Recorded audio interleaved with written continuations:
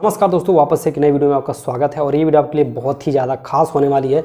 अगर आप एक स्मार्टफोन नया लेना चाहते हैं या आपके फ्रेंड सर्कल में या कोई रिलेशन में स्मार्टफोन लेना चाहते हैं, इस वीडियो के अंदर मैं आपको पूरा एक गाइड देने वाला हूँ कि स्मार्टफोन लेने से पहले क्या क्या चीज़ें आपको जाननी चाहिए, जिससे आपका बहुत ज़्यादा फ़ायदा होगा। दोस्तों होता क्या है कि हमारा जो भी बजट होता है, हमें जो भी स्मार्टफोन लेना होता है, हम एक जाते हैं बजट लेकर के और दुकान पे सीधे जाकर के फ़ोन परचेस कर लेते हैं। लेकिन घर पे लाने के बाद से बहुत सारी प्रॉब्लमें उसमें आने लगती हैं कि यार मेरे हिसाब से इसमें कैमरा नहीं है, बैटरी बैकअप उतना अच्छा नहीं है, प्रोसेसर इसका ऐसा नहीं है, मेरा इसमें काम नहीं हो पा रहा है। ऐसे बहुत सारी प्रॉब्लम होती हैं और शायद आपके साथ भी ऐसा हुआ हो। वहीं पे अगर आप इस चीज़ को पहले से सोच करके जाएंगे, पूरा प्लान बना करके जाएंगे कि क्या बजट होना चाहिए, क्या क्या चीज़ें मुझे चाहिए, तो इससे बहुत ज़्यादा क्लैरिटी हो जाएगी और स्मार्टफोन परचेस करने के बाद से आपको हो सकता है पछताना भी न पड़े। तो इस वीडियो के अंदर मैं आपको कुछ ऐसे पॉइंट बताने वाला हूँ, कुछ ऐसी पॉइंट बताऊंगा जिसकी मदद से आपको पूरा एक क्लियरिटी मिल जाएगा कि स्मार्टफोन लेने से पहले क्या क्या चीज़ें जानना बहुत ज़्यादा ज़रूरी होता है। तो वीडियो के अंत तक जरूर देखिएगा क्योंकि वीडियो बहुत ही ज़्यादा हेल्पफुल होने वाला है आपके लिए। तो चलिए बिना टाइम देखिए फटाफट वीडियो को शुरू करते हैं और एक एक चीज़ के बारे में डिटेल से यहाँ पे समझते हैं। तो दोस्तों यहाँ पे सबसे पहली चीज़ जो आती है वो आती है बजट। आपको एक बजट होना चाहिए कि मुझे इतने में लेना है, इतने बजट का स्मार्टफोन चाहिए। और जब आपका बजट क्लियर हो जाता है, बजट डिसाइड हो जाता है, तो उस बजट में आपको बहुत सारे फ़ोन मिलने लगेंगे। तो ऐसे धीरे धीरे चीज़ें क्लियर होती जाती हैं। तो पहली चीज़ है बजट आपका डिसाइड होना चाहिए। अब आपका बजट कुछ भी हो सकता है, 10,000, 15,000, 20,000, 50,000, 1 लाख, वो आपके ऊपर डिपेंड करता है। तो ये हमारा पहला चीज़ है, ये डिसाइड होना चाहिए, तभी आगे चीज़ें हमारे लिए आसान होंगी। दूसरी चीज़ दोस्तों आती है कि हमें यूज़ कहाँ पे करना है। अगर आपको जैसे स्मार्टफोन आप ले रहे हैं, आप कोई काम कर रहे हैं, जैसे अगर आपको वीडियो एडिटिंग करनी है तो उसके लिए आपको एक अलग लेवल का फ़ोन लेना चाहिए जिसमें अच्छा प्रोसेसर हो। और आपको अगर जैसे गेमिंग करना है तो उसमें भी आपको रैम प्रोसेसर हाई लेवल का लेना चाहिए।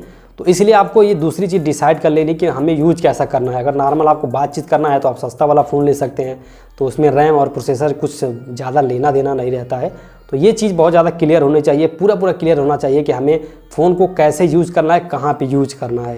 तो इससे भी आपको बहुत ज़्यादा क्लियरिटी मिलेगी चूज़ करने में कि मेरे लिए कौन सा फ़ोन अच्छा रहेगा। अगली चीज़ आती है दोस्तों कैमरा बहुत ज़्यादा ज़रूरी होता है फ़ोन में। और आपको पता होगा पहले तो उस हिसाब से कैमरा नहीं आता था, लेकिन आज के टाइम में दोस्तों स्मार्टफोन चेंज हो रहे हैं, हर साल नए स्मार्टफोन आ रहे हैं और कैमरा जो है वो सबका इम्प्रूव किया जा रहा है। तो ज़माने के हिसाब से जो करंट टाइम में जो चल रहा है उस हिसाब से आपको कैमरा लेना चाहिए।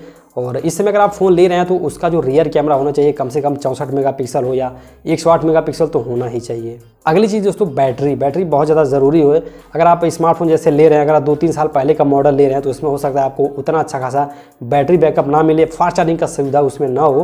तो इसलिए जो वर्तमान में चला है, जैसे जो प्रेजेंट टाइम में जो स्मार्टफोन चल रहे हैं उसमें जो नॉर्मल बैटरी आ रही है वो 5000 mAh की आ रही है। तो आपको कोशिश यही करना चाहिए कि इस साल अगर हम फ़ोन परचेस कर रहे हैं तो उसमें कम से कम 5000 mAh की बैटरी होनी चाहिए और फास्ट चार्जिंग सपोर्ट का उसमें फीचर होना चाहिए।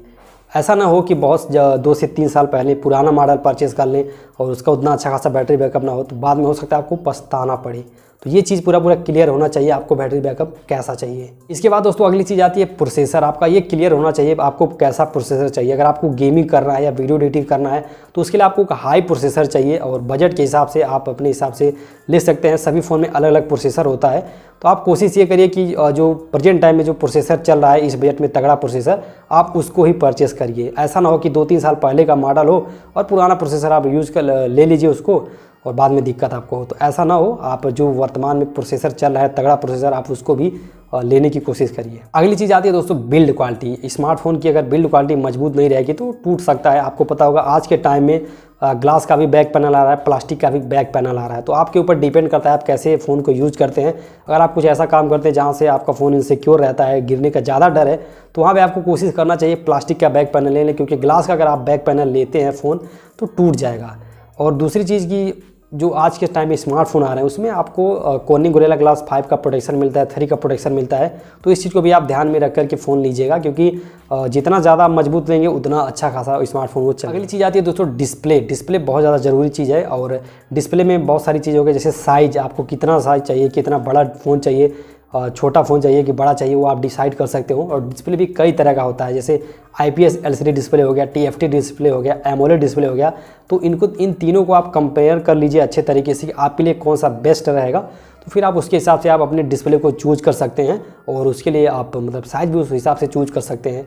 तो ये भी बहुत ज़रूरी चीज़ है। इसके बारे में आप अच्छे से रिसर्च करके ही लिस्ट बनाइए अगर आप फ़ोन लेने वाले हैं तो डिस्प्ले के बारे में भी। और सबसे मेन चीज़ होती है दोस्तों सर्विस सेंटर। आप जिस भी कंपनी का स्मार्टफोन ले रहे हैं तो उसका पता कर लीजिए पहले सर्विस सेंटर उसका है कि नहीं है, वो मॉडल बंद हो चुका है कि चालू है, चल रहा है, क्योंकि हो सकता है आप बाद में ला रहे हैं कोई दिक्कत आपको हो जाती है।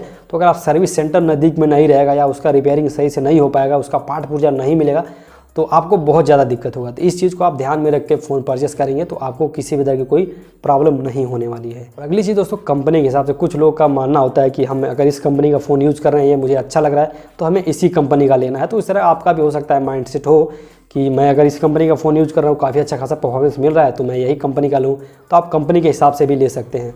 तो ऐसे बहुत सारे पॉइंट हैं जिनको अगर आप ध्यान में रख करके फ़ोन परचेस करेंगे तो आपको मैं 100% गारंटी के साथ कह सकता हूँ, आपको पछताना नहीं पड़ेगा। क्योंकि यही सारी मेन चीज़ें होती हैं जो हम स्मार्टफोन के अंदर देखते हैं, जैसे कैमरा, बैटरी बैकअप, प्रोसेसर और भी जो सर्विस सेंटर हो गया। तो ये सब चीज़ें अगर आप ध्यान में रख करके कोई भी फ़ोन लेंगे तो कोई दिक्कत आपको नहीं होने वाला है। तो ये स्मार्टफोन बाइंग गाइड 2023 के लिए है। तो अगर आप स्मार्टफोन लेने वाले हों तो इन चीज़ों को आप ध्यान से एक जगह पे बैठ कर पेपर पे लिखेंगे तो आपको बहुत सारा आइडिया मिल जाएगा कि कौन सा फ़ोन लेना चाहिए। उस हिसाब से आप सर्च करके परचेस कर सकते हैं।